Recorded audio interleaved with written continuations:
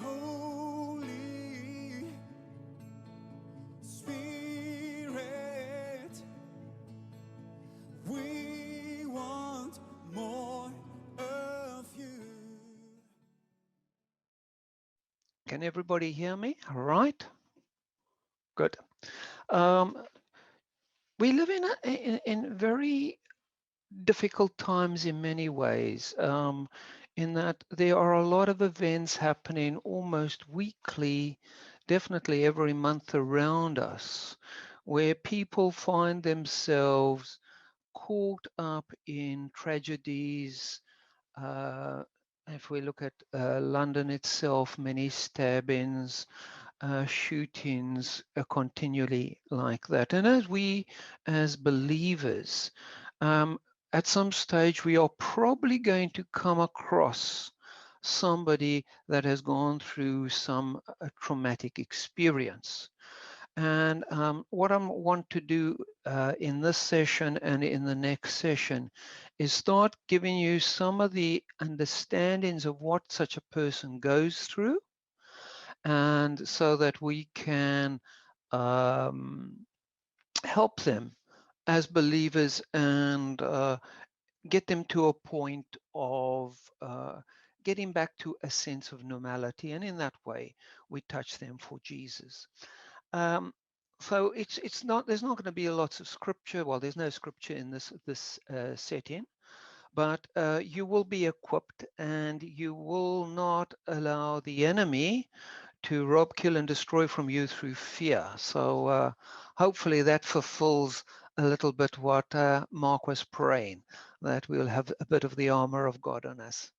So I am going to screen share right now. Loving bigger, better, and wider, meeting people at their point of need on the streets. So we are going and making disciples, and this is a love in action. So we are understanding and working with adult trauma. Now, I've included the word adult there because when we have trauma in our childhood, it has a completely different impact on how we might manage it, uh, primarily because our brains are in a stage of development all the way from conception all the way up to about age 24. They say your brain hasn't really settled down. So I'm talking about that part of our lives now, where our brains are fairly well developed, and we can work and process trauma. And next week, I will talk about how it changes a little bit within the child scenario, which we call a developmental trauma. So, trauma may be defined as any resulting experience outside the window of tolerance. If you remember our talk last week, we talked about a window of tolerance. When we get above and below those upper and lower levels, we do not have any coping skills. And this is where the person believes their life and safety is threatened. And this is what Rachel Maddox uh, said. She said, trauma is the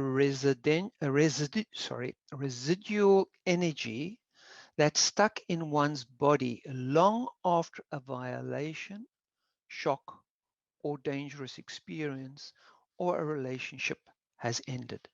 Now, it is scientifically well known that our bodies remember, our bodies keep the score. I did have mentioned this book before by Bessel van der Kolk, and we know that our bodies store all sorts of things. And this is what happens. So there's a pattern of a crisis. This is a little diagram that I got back in South Africa when I was working for Options, a pro-life center. And I still find it a very useful kind of a diagram. So we go in along and we cope in quite well in life. And there comes an event, be it somebody accosting you in the street, snatching your handbag, a motor car accident, or even observation of something like that. And we go into a phase of withdrawal and confusion, and then we land up in a very dysregulated place. And then we come out of this dysregulated place of adjustment, and then we go into resolution and reconstructing what has happened. And we come out then in skills, life skills that might be at a higher level, the same level as previously, or a lower level. And this is where we as believers can be very helpful for a person who's gone through some traumatic experience. So we are now talking about a single event adult trauma. So you can have multiple adult traumas, which I'll come to, but I'm now talking about a single event adult trauma. So you have the traumatic event, which, as you've seen this diagram before, there's a little change to it. It goes through the thalamus that filters out information, and then it gets split to the upper brain, which is our prefrontal cortex, working memory, which is slow thinking. But a problem now occurs in a traumatic situation that this upper brain can become disconnected. And it's a word we use is dissociation. And you, in that moment, you can be hurt as walking on broken glass or something like that, and not even feel that, because the upper brain is disconnected and you're operating only from the lower brain. And obviously the amygdala is triggered, which says this is an alarm, a threat, and a threat, we need to survive. And our survival mechanisms immediately kick in, and we are into a flight. Oh, I didn't put the flight there. Sorry, I got a flight, fight, freeze result. And this all happens in 7 milliseconds. So it's a very, very fast acting thing. So after the accident, there is a restabilization phase. And this is where we come in to help people. So the impact of trauma over time. So it's not resolved immediately. Our brains and our bodies will go through a period of time in which we will have images of the event with emotional responses being repeated. So, oh, I just remember there, I can see his face. I saw the car overturning, that sort of thing. And we have these images keep flashing up. And in very severe cases, and this can be many, many years later, we can actually have flashbacks where we suddenly see that picture of the event. And there's often a lot of poor sleeping patterns. So we don't sleep well, we are restless as our brain is trying to work out what happened. And there's a need for repeated verbal processing. So the person that is traumatized is trying to make sense of what is going on. And they'll go round and round, repeating the same thing, trying to make sense of what actually happened to them. So this is the pattern for a self-resolving trauma. Now, God did create us with this ability to resolve trauma. So we have, first of all, as I said, this sleeping pattern being disrupted, and it's specifically our rapid eye movement sleep, our REM sleep. So the REM sleep is indicative of the lower brain working through things, trying to create some form of a closure. So if you wake up somebody in a REM sleep phase, if they can remember what they've been dreaming, it's very jumbled, very confused, doesn't make any sense. But it's the lower brain trying to say, what has happened? What has happened? What has happened? And the event then, after it has been resolved by the lower brain, becomes part of the timeline, our life timeline. Oh, that happened. There is what we'll say. But the lower brain also stores the information for future reference. So in other words, the lower brain might pick up, oh, okay, this is what I got to look out for. And we then can also create skills to manage a similar situation for the future. So in other words, we come back into that situation. Now we are not no longer pushed out of our window of tolerance. We can now manage with that situation and know what to do. And it creates a warning system to avoid a similar event reoccurring. And I'm going to give an example of a road accident. So let's assume you're driving along the road on a highway. You come in round a bend, and as you come around the bend, you see these blue flashing lights. And instinctively, your lower brain is kicking in. You are on a more alert uh, phase without you even being aware about of it. You should your foot should be coming slightly off the accelerator. You're slowing down. As you go past this accident, it is horrible. As you leave the accident scene, these images of what you saw tend to be there in your mind. And over the next couple of days, sometimes you can get that image of what has happened. And your lower brain is beginning to resolve this and eventually does resolve it. You talk to a lot of people about it, talk to your friends, oh, I saw this, it was so horrible, and they are there with you, supporting you through what you saw. And afterwards, you start making a closure to this event because your lower brain is now coming to a conclusion that you are okay. It was horrible. It didn't happen to you, but you are okay. And this information is stored, and you can go maybe a year later. As you are coming round that bend, your lower brain subconsciously will pick up this is where the accident happened. And subconsciously, without you even being aware of it, you will slow down slightly because your lower brain has said, well, we don't want the same thing to reoccur. Just be careful. This is a dangerous place. And that is how God has created our brains. And when you think about it, it is amazing how God has created us and equipped us to manage these type of events. So here is a pattern, right? The person. And we have the impact, the horrible event. And then it begins to fade a little bit. We are resolving it and it goes further and we're reconstructing what is happening there. And in the end, it just becomes a part of our experience.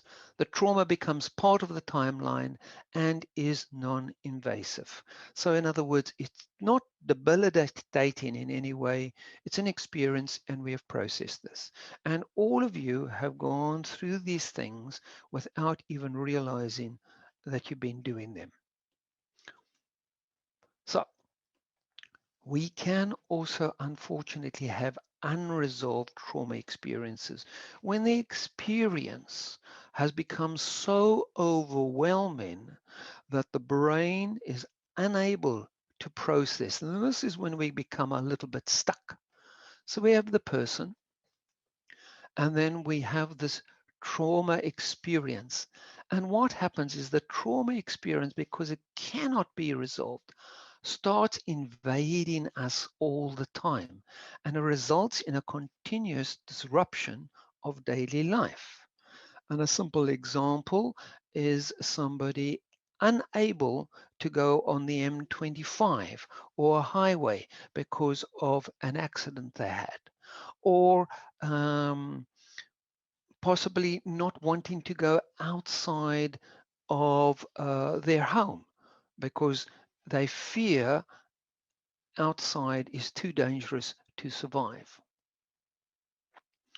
And then something begins to happen, which is quite difficult in a way to resolve, although there is ways to resolve it. But we start creating what we call a psychological defense. So our brain creates a little bit of a defense, and it puts in what we call the psychological defense that stops the trauma experience invading us. But this trauma experience is, although it's blocked, it is contained within the psyche in a subconscious, unconscious level. And that has further consequences upon us, which we'll look at now. So we find that we are anxious, we're continually anxious. And we're not remembering the trauma experience, but we have this restlessness, this anxiousness running in our bodies. And we tend to be very vigilant. We can develop inhibiting behaviors. And one of the things might be developed is OCD, where you continually are checking doors, um, checking windows, checking the stove. And obviously, there's a lot of poor sleeping patterns. Whenever we're working with people, just check the sleeping. What's the sleeping pattern like? Gives you a very good indication of the struggle of the person. And it does impact our health. And a lot of times it can come out as headaches, or fibromyalgia, and various other medical conditions. And we are triggered into hypervigilant behaviors, and we become very on edge. We can become snappy with those around us, rather overreacting over minor things. So I'm going to talk about the things that can be done. And there are a number of things. And obviously, what I'm going to be talking about here is not for you to uh, do it, but it's just that you have this awareness that this can be resolved. It's not impossible to be resolved. And the one that I use and been trained in is called eye movement, desensitization, and reprocessing. And what we do there is we are trying to replicate, well, we're not, we are actually replicating the eye movement. So in the REM sleep of the person, when the body is able to resolve the trauma on its own, the eye movement goes backwards and forwards. Now we can replicate that, or we can do what we call a bilateral stimulation by stimulating the body one side and then the other side, then the other side, and then the other side. And it replicates the eye movement. Now, what that does, it evokes the lower brain to engage with what has happened, but at the same time, we can keep a dual awareness that right now we are safe. And this is the whole key when we do this processing and helping somebody, is that they, hey, hold on, you're safe. Let's go and visit this event. And the best way to explain it to you is if you go into a movie, and the movie is quite tense and it's got a lot of action in and a lot of drama. You can get emotionally involved in that and feel a whole lot of emotions, but at the same time, you're maintaining a dual awareness that actually I'm safe. This movie is going to come to an end. And at the end, I'll walk out and I'll be safe. So when we are doing this, we are maintaining a dual awareness, replicating what would normally occur when somebody is asleep. And the result is that the lower brain says, okay, that's a thing of the past. I'm fine now. And we can develop appropriate skills to continue with life. And a lot of people might ask, is this the same as hypnotism? Definitely not, because you are working with beta brain waves. The beta brain waves are the brain waves you currently are using as you're watching this presentation.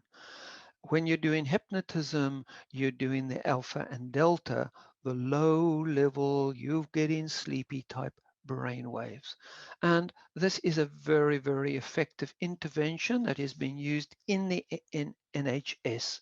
And I'm just going to give you a couple of examples. And this is a real case. And the case was a man. He was working in a chemical factory that was processing um, precious metals.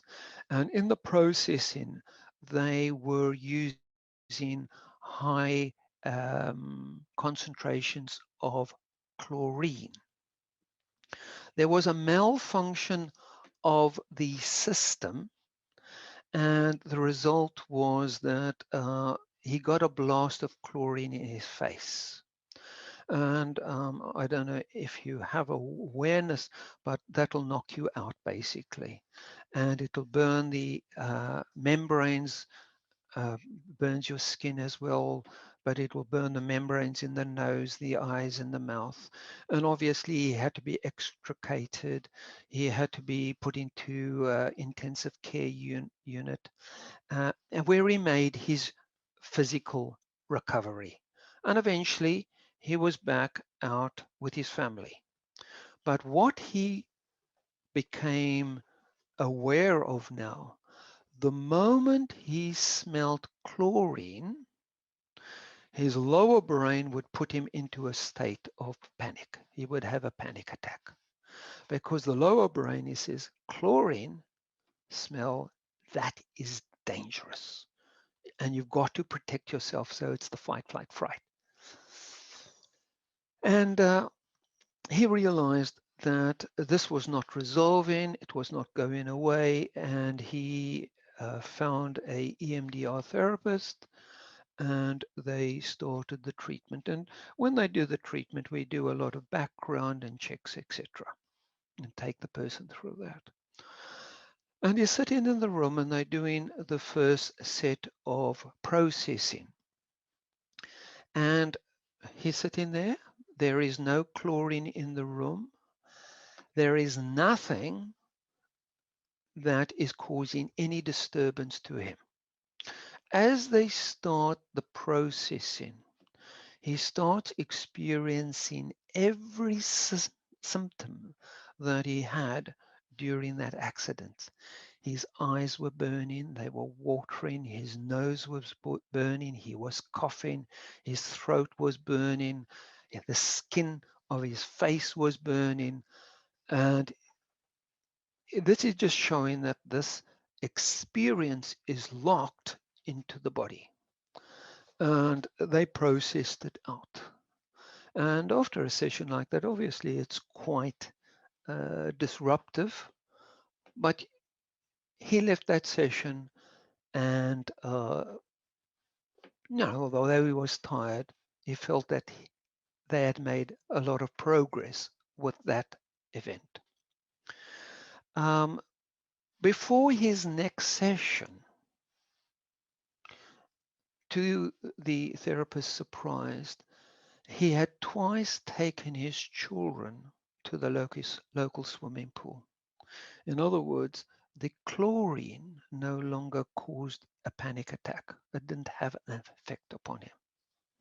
And that's how we can resolve trauma that is locked in the body. Now, that's a single event, but now we can have complex adult traumas. And in complex adult trauma, we are getting repeated experiences of traumatic experience. And I'm going to just use an example of somebody um, in the army going into one of these war zones, wherever it is around the world. And so he's there and he's going on his first patrol. And of course, there is a lot of events happening. There's bombs going off, bullets being fired at, etc. Comes home. Now, that's quite traumatic. It's quite intense. And he is now going to sleep. And obviously, the brain doesn't have enough time to process that before he's up again and on his next patrol. And then he comes back. Now he's got two lots of experiences that his brain is trying to manage. And then he's on his next patrol. And this intensity of being exposed to survive, the brain does something. It does a shutdown of all the emotional senses. And the person now becomes very unfeeling, does not get panicked, and can be very much focused in what the job is. I was working with a guy who was a fireman, and he said when there was a fire and he was going into that, he could see clearly, think clearly, know exactly what to do. He could see where the structures were failing, where it was dangerous, where it was not dangerous. So the brain does this amazing thing of being able to take all the emotional disturbance, compartmentalize it, lock it down, and a job can then be executed. But here's the problem. When you get back to Civvy Street, back into normal life, this unprocessed trauma begins to emerge. And we have what we call post-traumatic stress disorder. And people like that are in a high hypervigilant state, high hypervigilance. Um, there's one case of a colleague of mine. If there is any accident, he will automatically run to the scene of the accident. He cannot help himself. He gets into this automatic lower brain response and is running to the scene. Um, Another thing can happen, a lid can fall over, a dustbin lid, and the clatter triggers the person and he's in a panic attack or back in the war zone. So we have this post-traumatic stress disorder, which has a number of impacts. One of them is headaches, severe headaches, and many, many other side effects. But this can be resolved using EMDR. So this is where you guys come in. This is what I would like you to take away with you. So you're with somebody, this person might have multiple trauma and they just triggered, or this might be somebody, a friend of yours, who's just had a motor car accident. And you're there at the scene, or you could be in the road, a guy falls off his bicycle, you can help them. So the first thing we've always got to do is try and get them into their window of tolerance. When they're in the outside their window of tolerance, it's very, very difficult to help them in any way. And the ways we can do that is obviously try and breathe, get them to breathe. And the next point is very, very important. Keep eye contact. You see, trauma is always experienced on your own. When you experience it, well, there might be people around you. You're so caught up in yourself that you feel very alone. And just being there and they're looking at you and they see in your face and they see in your face is calm and you're breathing and you're saying, it's okay, I'm here with you. Let's just breathe together. Just watch me. You can get them to start regulating their breathing, which will bring them down out of their hypervigilant state. Um, in the brain, there are mirror neurons. If they can see your face is nice and calm, they will start responding to that. If you are in a panic and your eyes are on stalks and you are unable to cope, it will also trigger them in that way. Okay, this is a bad situation, and it exacerbates the experiences. So breathe, breathe calmly. They might not be able to breathe. You breathe calmly. Breathe in, breathe out. Just watch me. And slowly, with the eye contact, you being there, they will start getting grounded in the present. I'm here with you. It's okay. We'll get through this together. I'm going to just stay here with you. Those words are the most important words that you can ever say. There is a number of other techniques, with the emotional freedom technique, where you can take a person through tapping part of their body, which reduces the anxiety. I'm not going to teach that to you, but I'm just saying there are other stabilization techniques. Another one, I didn't put it on the list here, and I will do this when I'm working with somebody in the room that is dissociation. We take a soft ball and we'll say, okay, catch the ball. Now, when they're dissociating, it's very difficult. When they are in a hyper-vigilant state, it's very difficult to catch the ball.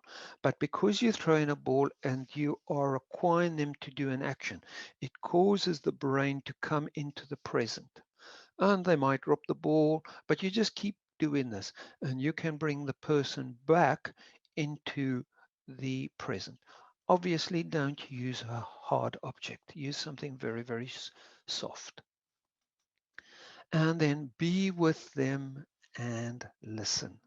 They need to repeat their story to try and make some sense with it. And if sufficiently stable, right, they're now in their grounded in the present, and you can say to them, can I pray for you? And you pray for them. This is one of the times where you pray for them, whatever way the Holy Spirit. Even if they're non-believers, you can say, can I pray for you? They will probably say, yes, please.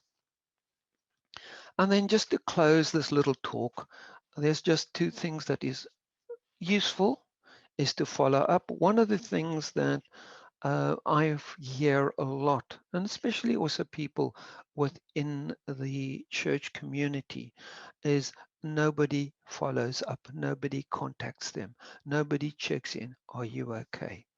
Try and follow up. And obviously, I've given you some indications of the EMDR process and emotional freedom technique, and there's sensory motor psychotherapy. All these little skills are useful, and you can say, I think you need to find somebody to go and help you. And there's a number of organizations that they can get help. And especially on the NHS now, EMDR is becoming a very, very highly recommended intervention. One thing that we find, though, that is not a very good intervention is taking the person through the trauma again and again and again. That's where the counselor is taking them through the trauma, because often it doesn't create the closure that they need, and it can often re-traumatize them. They just get back into that place of the panic attack, and that just is re-traumatizing. So those are the ideas that I'd like to present today, and now it is question time.